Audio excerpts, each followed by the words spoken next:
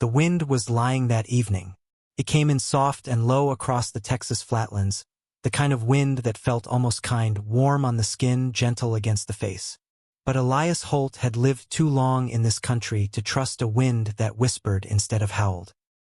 He stood on the porch of his ranch house, one boot resting on the lower rail, a tin cup of black coffee growing cold in his hand, and he watched the horizon the way a man watches something he's already decided to walk away from. The sun was going down in layers. Burnt orange first, then a bruised, ugly red, then the color of old blood sitting on cracked clay. He wasn't looking for anything. He never was, anymore. Which is exactly why he saw her. She was coming up the road from the south. Not the town road, not the cattle trail, but the old wagon path that cut through the dry creek bed. The one nobody used since the Harmon family packed up and left 3 winters ago. She was on foot. No horse, no mule, no wagon. And she was moving the way a person moves when their body has already given up but their legs haven't gotten the message yet. Stumbling, catching herself, stumbling again. Elias set his coffee cup down on the rail. He didn't move off the porch. She was maybe 200 yards out when she looked up and saw the house. Even from that distance he could see her stop. He could see her raise one arm. A slow, desperate gesture, like a drowning woman reaching for a rope she wasn't sure was real. He looked at her for a long moment. Then he picked up his coffee, turned around, and walked back inside. He shut the door behind him. His name was Elias Holt, and he was 38 years old, though most people who met him guessed older. Not because of his face. His face was hard and weathered but still a young man's face, strong jaw, steady eyes the color of dark creek water. They guessed older because of the way he moved. Like a man who had already arrived at the last place he intended to go, and was simply waiting out the time. He had run the Broken Spur Ranch alone for 4 years now. Before that, he had run it with his wife, Clara, and their son, Thomas, who had been 7 years old when the fever took him and Clara took the grief and a bottle of laudanum and disappeared into a version of herself that Elias could no longer reach. She had left one morning in the spring, her bag packed, her eyes dry, which was worse than tears somehow, and she had said, "I can't stay here anymore, Elias. I can't look at this place and breathe at the same time." And she had gone to her sister in San Antonio, and she had never come back. He did not blame her. He understood.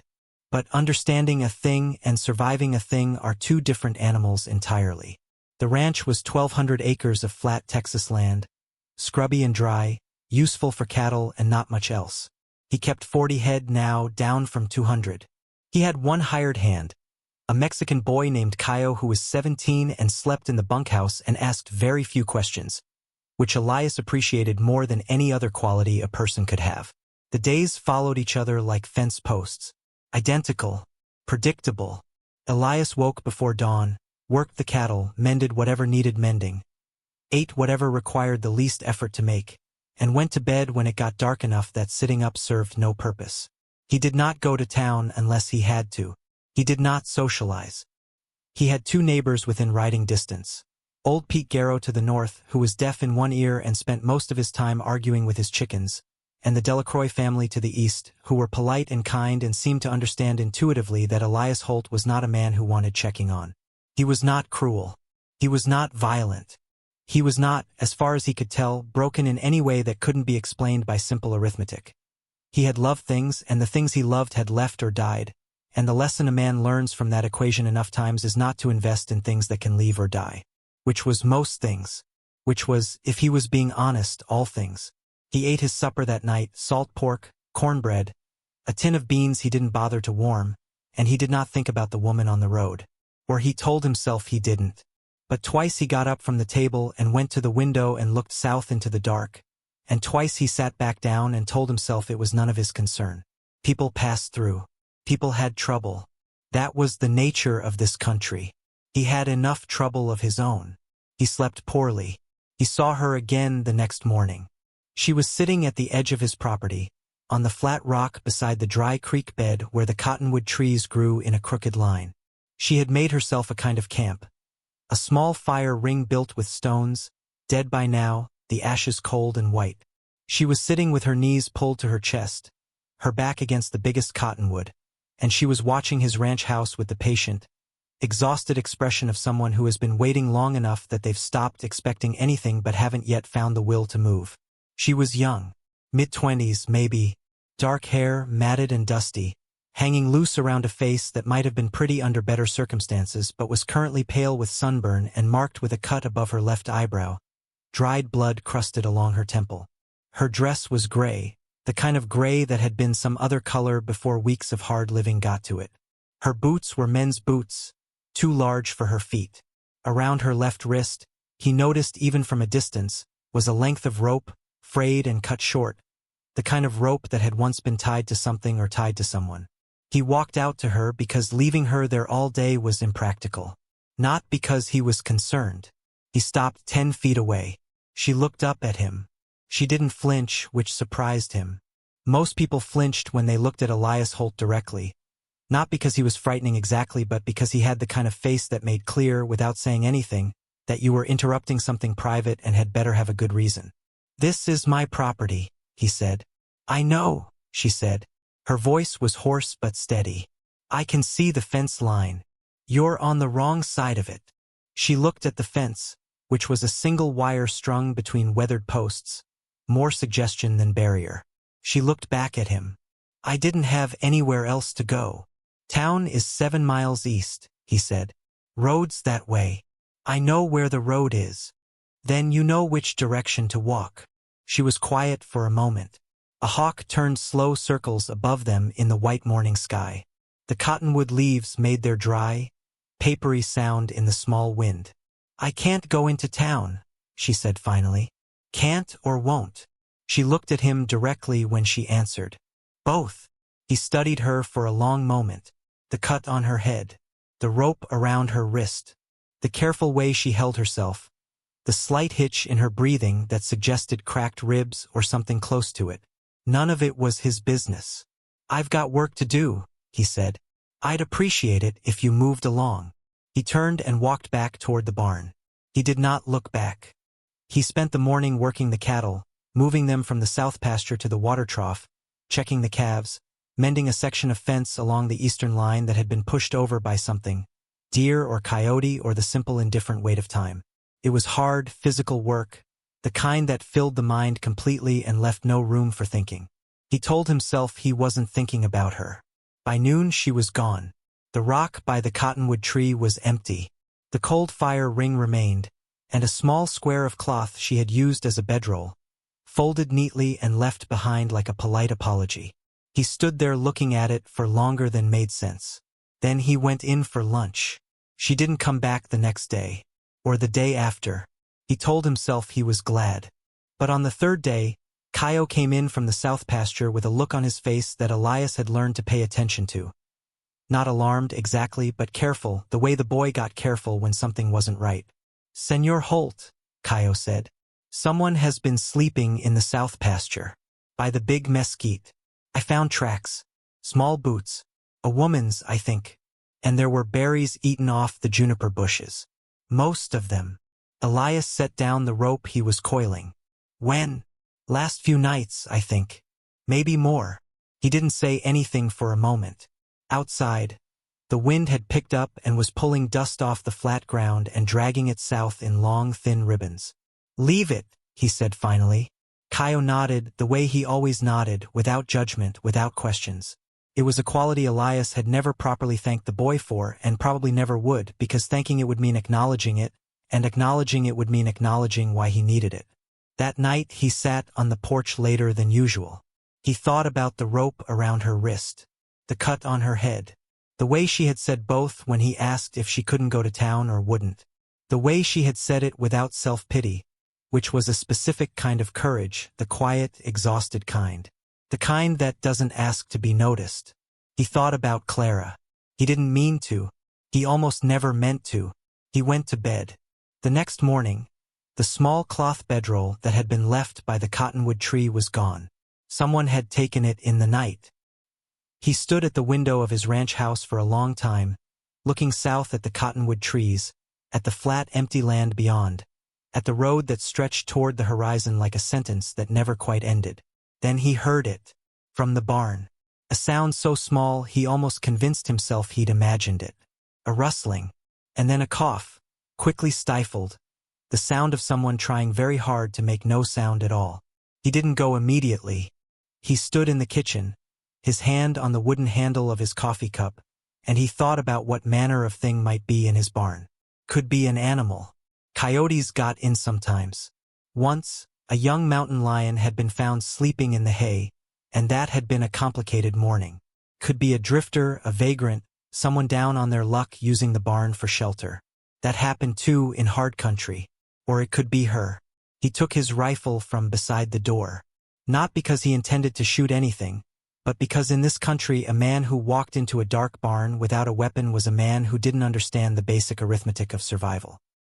He crossed the yard in the thin gray light of early morning, the ground cold and hard under his boots, the sky the pale color of ash. The barn door was closed but not latched, a thin line of darkness where the door hadn't quite pulled all the way shut. He pushed it open slowly. The barn smelled of hay and cattle and old leather and something else. Something human, the faint warmth of another person's presence. His 3 horses shifted in their stalls, ears pricking forward, not alarmed but attentive. "I know you're in here," he said. He kept his voice level. "Come out from wherever you are." Slow. Silence. Then, from the back of the barn, from the deep shadow behind the hay bales stacked against the far wall, a shape moved. She stood up slowly, both hands raised to shoulder height, her face pale and exhausted in the thin morning light that filtered through the gaps in the barn boards. It was her. She was in worse shape than when he'd seen her at the creek bed. The cut on her head had started to heal but had gone wrong somehow. The edges swollen, a faint red line spreading from the wound that meant infection starting. Her left arm was held close to her side in a way that suggested she was protecting it. She was shaking slightly, cold, or exhaustion, or both. She looked at him with those steady, exhausted eyes. "I didn't touch anything," she said. "I didn't take anything. I just needed somewhere to sleep." He looked at her for a long, hard moment. "How long?" he said. "For nights." He hadn't known. The realization settled over him with a strange weight. She had been 20 feet from his house for 4 nights, and he hadn't known. "You were at my door 2 days ago," he said. "I saw you walking up the road." "Yes. I didn't let you in." "No," she said. "You didn't." The way she said it, not accusing, not bitter, just stating a fact. The way you state a fact about weather or geography, something that simply is what it is. He lowered the rifle. "Come inside," he said. She blinked. "I don't." "You've got infection in that cut," he said. "I can see it from here. You come inside, I'll clean it. Then you can go wherever you're going." She came inside. She sat at his kitchen table, straight-backed and careful, her hands folded in her lap. She did not look around the room the way most people did when they entered a stranger's house. She kept her eyes on the table, the wall, the window, the eyes of someone who had learned that looking too closely at things other people owned made it harder to leave. He heated water and found the tin box where he kept his medical supplies. Bandages, iodine, a needle and thread he'd used on himself twice and on Kaio's hand once when the boy had cut it badly on a rusted wire. He sat across from her and cleaned the cut. She didn't flinch. She sat absolutely still while he worked, her jaw tight, her breathing controlled. "It needs closing," he said. "It's starting to go bad." "I know." "Hold still." She held still. He stitched it with 4 neat stitches, not because he was practiced at it, but because he was careful, and in the absence of practice, careful is the next best thing. She made no sound the entire time. When he was done, he wrapped her head with a strip of clean cloth and sat back. "Your arm," he said. "It's fine." "It's not." She looked at him. He looked back. "Let me see it," he said. Slowly, she moved her arm from her side and held it out. He examined it. Not broken, but badly bruised along the forearm, the bruising deep and patterned in a way he recognized. The pattern of fingers. Someone had grabbed her arm and held it hard. Very hard. The way you hold something you don't intend to let go of. He wrapped it without saying anything about the pattern. She watched his hands while he worked. "I'm grateful," she said quietly, "for the barn. And for this." He tied off the bandage. "What's your name?" A pause. Just a beat too long. "May," she said. "May Cutter." He nodded. He didn't believe it was her name. But he didn't say so. "Where are you headed, May Cutter?" "North," she said. "Just north. There's not much north of here for 100 miles except hard country and harder men." "I know." He looked at her. She looked back. The kitchen was quiet except for the small sound of the fire in the stove, the pop and settle of burning wood. "You can stay through today," he said. "I'll give you food and a place to rest. Tonight you move on." "All right," she said.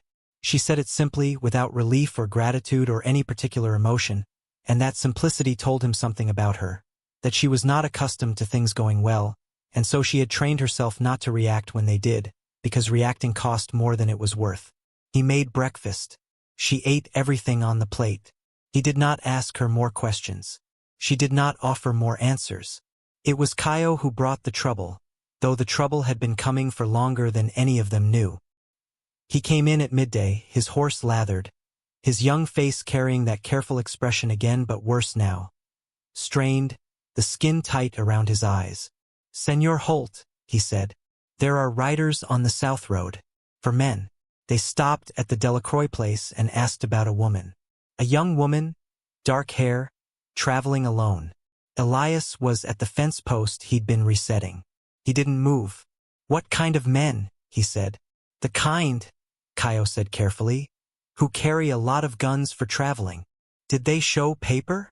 "Senor Delacroix told me they showed a paper, yes. A reward paper." Elias set down his post digger. He looked at the south horizon, the flat line of it against the pale sky. Then he looked at the ranch house where May, whatever her real name was resting in the chair by the window, where he'd told her she could sit in the sun. "How far back?" he said. 2 miles. Maybe less now." He walked back to the house. She was still in the chair by the window, but she wasn't resting. She was upright, her body rigid, her eyes fixed on the south road.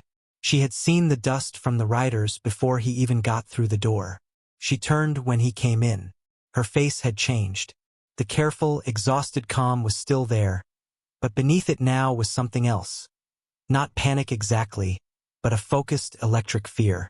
The fear of an animal that has been caught before and knows the exact sound the trap makes. "They're looking for you," he said. "Yes," she said. "Who are they?" She pressed her lips together. Her hands, folded in her lap, were very still. "The man I ran from," she said. "His men. Not lawmen." "No." She said it quietly but firmly. "Not lawmen." He looked at her for a moment. The stitches on her temple, the wrapped arm, the rope scar on her wrist. He could see it now clearly, where the rope had been tied long enough to leave its mark in the skin. "How long were you held?" he said. She blinked. It was the first time he'd seen her composure crack, just slightly, like a hairline fracture in stone. 8 months, she said. The room was quiet. Outside, the wind moved through the cottonwood trees. "All right," Elias Holt said. He went to the wall where his gun belt hung on a peg. He buckled it on with the practiced ease of a man who had worn one most of his adult life but had long since stopped thinking of it as anything other than a tool. Then he took his rifle from beside the door. She stood up. "You don't have to. Go to the barn," he said. "The back left stall behind the gray mare. There's a door in the floor. Kaio knows where it is. Tell him I said to take you down." She stared at him. "Why are you doing this?" He looked at her. He thought about saying something useful. He thought about honesty, which he had always believed in even when it served him poorly. "I don't know yet," he said. "Go." They came in the late afternoon, when the light was turning gold and mean, the kind of light that makes every shadow sharp and every distance deceptive. There were 4 of them, just as Kaio had said. They rode good horses, which told him something about the man who sent them, a man with money, a man who invested in the things that served him. They rode with the loose, easy confidence of men who were accustomed to arriving places and getting what they wanted, and the confidence itself was a kind of weapon, the way a large man's size is a weapon even before he raises his fist. Elias stood on his porch. The lead rider, tall, light-haired, with a marshal's build but something off about the eyes, something flat and professional in a way that had nothing to do with law, pulled his horse up at the bottom of the porch steps. "Afternoon," he said, pleasantly enough. "Afternoon," Elias said. "We're looking for a woman. Young, dark hair, maybe 24, 25 years old. She's wanted in connection with a crime down in Laredo County. We've got paper on her." He reached into his coat and produced a folded document, held it out. Elias did not reach for it. "I run cattle," he said. "I don't get many visitors." "We're not asking about visitors generally. We're asking about one specific woman. She'd have come through in the last few days. Possibly injured."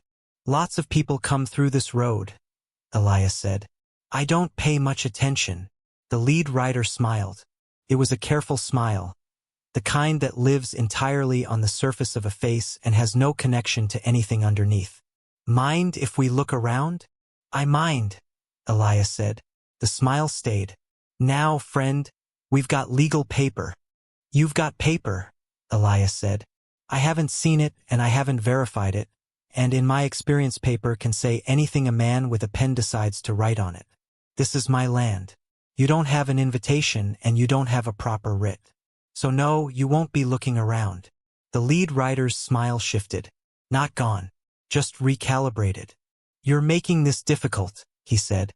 "I'm being straightforward," Elias said. "Which is a thing I value." One of the other riders, a thick man with a red beard, moved his horse slightly to the right, toward the barn. It was a casual movement designed to look accidental. "Don't," Elias said. He hadn't raised the rifle. He didn't need to, yet. But his hand was on it and his eyes were on the red-bearded man, and the stillness in his voice was the kind that costs something to maintain. The red-bearded man stopped. The lead rider looked at Elias for a long moment.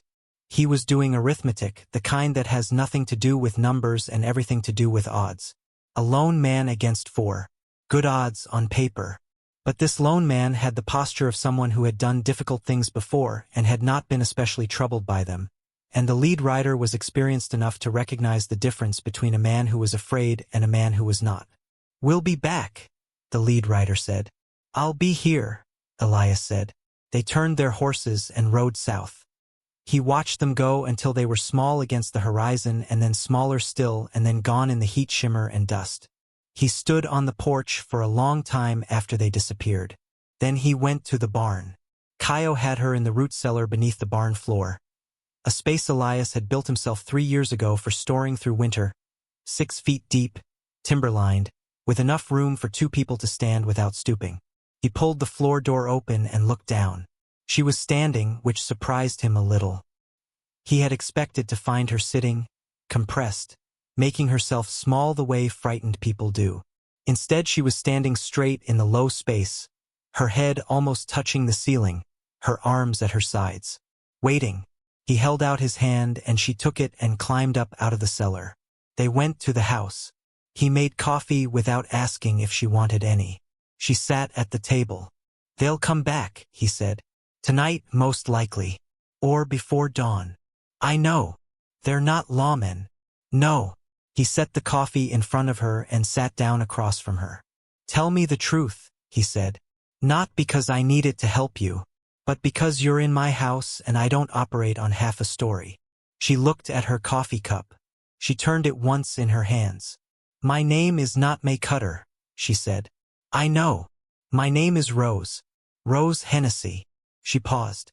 "My husband's name is Duncan Hennessy.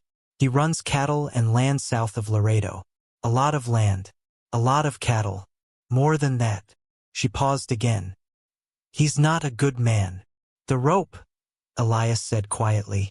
She turned her wrist over on the table, the scar visible in the lamplight.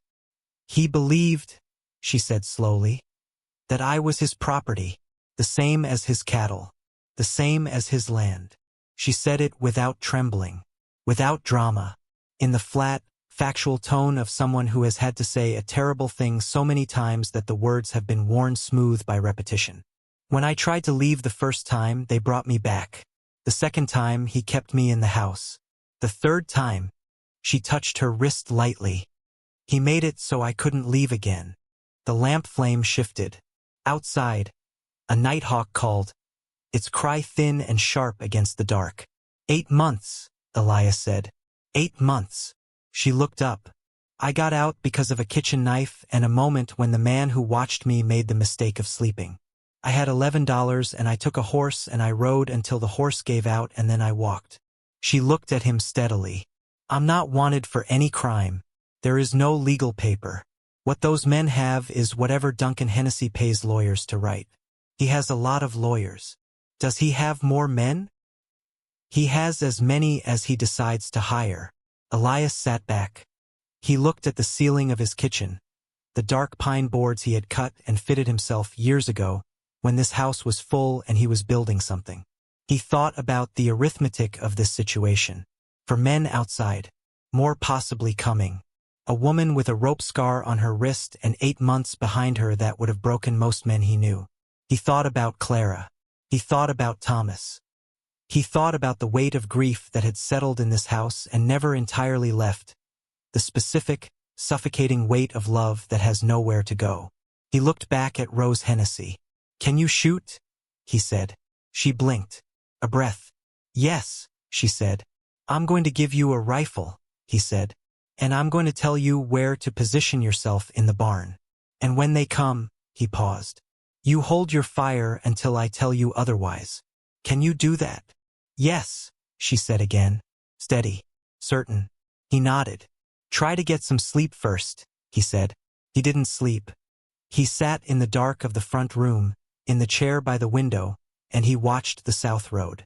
The moon was high and almost full, which was bad luck. Full moons made night into something closer to dim day, and men who knew what they were doing used that light. Caio was in the bunkhouse with his own rifle, and Elias had positioned Rose in the hayloft with his spare Winchester, and had explained to her exactly where the angles of fire were from the barn doors. She had listened with the attentiveness of someone who understood that paying attention was the difference between living and not. They came at 3 in the morning. He heard the horses first, not on the road but cutting cross-country from the east, trying to come at the property from 2 sides. He had expected that. He had dealt with men who thought tactically before, and the approach pattern of 4 riders splitting into 2 pairs was as predictable as sunrise. He moved to the door. That's far enough, he called into the dark. His voice carried in the still night air. I can see you fine from here. Silence. Then the lead rider's voice came from the east side of the yard, closer than expected. He had come in quiet and careful.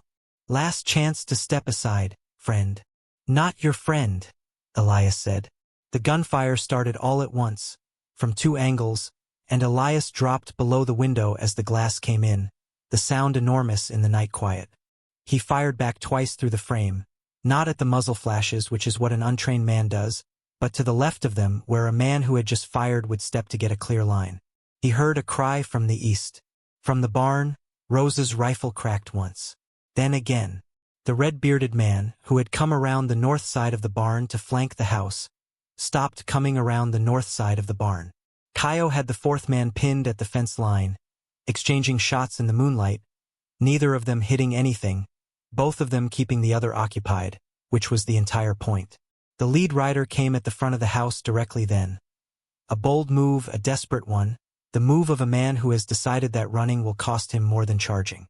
Elias saw him coming through the broken window, a dark shape against the moonlit yard, and he stood up and shot him once, cleanly, in the shoulder, which dropped him and ended his part of the proceedings without ending him entirely. The 4th man saw the lead rider go down and made the calculation that Caio's rifle made for him. He rode south. Silence came back over the ranch like water filling a vessel. Elias stood in the wreckage of his front room, broken glass on the floorboards, the smell of gunpowder and burnt wood in the air. From the barn, he heard the loft ladder creaking, and then Rose came across the yard, the rifle in her hands, her face pale and absolute in the moonlight. She looked at the lead rider on the ground, breathing and cursing softly into the dirt. Will he live? She said.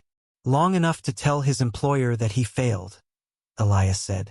She was quiet for a moment. I hit one, she said. The one at the south. I heard. He was going to circle behind you. I know. She stood in the yard with the rifle in her hands and the moonlight on her face, and she did not look triumphant or frightened or relieved. She looked the way a person looks when a thing they have feared for a long time has finally arrived and turned out to be survivable. Exhausted and clear, the way the air is clear after a storm. It's not over, she said. No, he agreed. It's not. Dawn came gray and slow. Kaio saw to the man on the ground, not unkindly, which was a testament to his character, and Elias rode out at first light to see to the man Rose had stopped at the south side of the barn. He was alive, his horse gone. His leg shot through and his pride shot through in equal measure, and he was leaning against the fence post with the expression of a man who had thoroughly reconsidered his career choices. Elias loaded him onto a horse and sent him south with the lead rider, who had been helped up and tied in his saddle with hands he could still use enough to ride. You tell your employer, Elias said quietly before they went, that she is not here, that she passed through same as any traveler, that he has no jurisdiction in this county, and that if I see his men again on my road I will not be in a generous mood. The lead rider looked at him with his pale, flat eyes, his shoulder packed and wrapped, his confidence gone but his hatred still burning clean and steady. He won't let it go, the lead rider said. No, Elias said. Men like him rarely do. He watched them ride away. When he came back to the house, Rose was in the kitchen. She had swept up the broken glass and made coffee and was standing at the stove with her back to him, and the morning light came through the window that still had its glass and laid itself across the floor in long pale lines, and the house. His house, this house that had been so quiet and so empty for so long, felt different with another person in it. Not full exactly, but not as hollow. You should keep going north, he said. Sooner rather than later. She turned. She was holding 2 cups. She set one on the table for him. I know, she said. There's a town called Chisholm, for days north on horseback. There's a woman there, a lawyer's widow named Patterson, who helps women in your situation. I've heard of her work. She can get you documents, a new name if you need it, placement somewhere safe. Rose looked at him. How do you know about her? He sat down. He picked up his coffee. He looked at the table for a moment, the familiar scarred wood, the grain of it, the coffee ring stains of 4 years of mornings. My wife's sister wrote to me, he said, after Clara left. She told me about some of the things Clara had been involved with before I met her, before we came out here. He paused. Clara was a woman who helped people when she could. I didn't always understand the scope of it. I understand it better now. Rose sat down across from him. They drank their coffee in the quiet morning kitchen, the sound of the ranch around them. Cattle moving, birds, the distant creak of the windmill, and for a little while it was almost ordinary. The almost ordinary of 2 damaged people sitting in a kitchen and breathing the same air and not asking too much of each other. I'll ride with you as far as the county line, he said. After that, the road is straight and easy. You don't have to. I know, he said. He looked up at her. But I've been doing only what I have to for 4 years, and I'm tired of how small that makes the days. She was quiet. The morning light moved across the floor. They left 2 days later, after Elias made sure the ranch was settled and Kaio had enough instructions and provisions to manage alone for a week. The boy stood in the yard and watched them saddle up, Elias on his dark bay, Rose on a quiet roan mare he kept for light work, and Kaio's face said nothing and said everything, the way young faces do when they have more wisdom than they've been given credit for. Senor Holt, Kaio said, as they were about to ride. Elias looked at him. Come back, Kaio said simply. Elias looked at him for a moment. I will, he said. They rode north. The country was flat and enormous and beautiful in the brutal, indifferent way of the Texas high plains. The sky so big it made a person feel both small and strangely free, as if the sky's immensity left room for things that the cramped, dark spaces of human life did not. The grasses were dry and gold, and they moved in the wind like something breathing. The road was pale dirt, cut straight and true toward the horizon. They didn't talk much, but the silence was different from the silence Elias had been living in. That silence had been the silence of a stopped clock.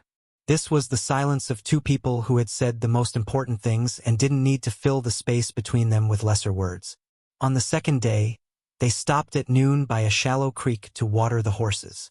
Rose sat on a rock while the horses drank, and she looked at the water and she said, without turning, "Were you always like this?" "Like what?" he said. "Alone," she said. "On purpose." He thought about it honestly, the way the question deserved. "No," he said. "I wasn't always." He paused. "I lost people, and I decided losing people was a thing I couldn't survive again. So I stopped." He looked at the water. "It turns out that's not surviving. It's just a slower way of ending." She turned and looked at him. "She would have wanted you to be all right," Rose said. Not Clara's name, they hadn't spoken it, but they both knew. "I know," he said. "That was the hardest part. Knowing that, and not knowing how." The creek ran clear and cold over the stones. The horses drank. "You'll figure it out," she said. "Maybe," he said. They rode on. On the fourth day, they reached the county line, a weathered post with a rusted placard in the shadow of a long ridge. Beyond it, the road ran true and clear all the way to where Chisholm sat in a valley between two low hills, its church steeple just visible in the afternoon light. They stopped. Elias pulled a folded paper from his coat pocket. "The Patterson woman. This is her address on Main Street. Her name is Edna Patterson. You tell her you came from the Broken Spur and that I sent you." He handed it to her. "She'll take care of the rest." Rose took the paper. She looked at it for a moment, then folded it carefully and put it in her coat pocket. She looked at him. "Come on with me," she said quietly. "Just into town. Just to see me there."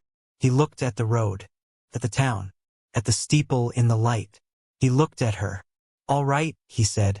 Edna Patterson was a small woman of perhaps 60, with silver hair and a direct gaze and hands that had worked at something hard for years and showed it.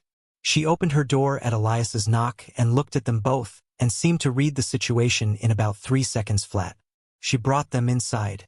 She sat Rose down and brought tea and looked at the stitches on her temple and the healed bruising on her arm, and she said to Rose, "You're safe here.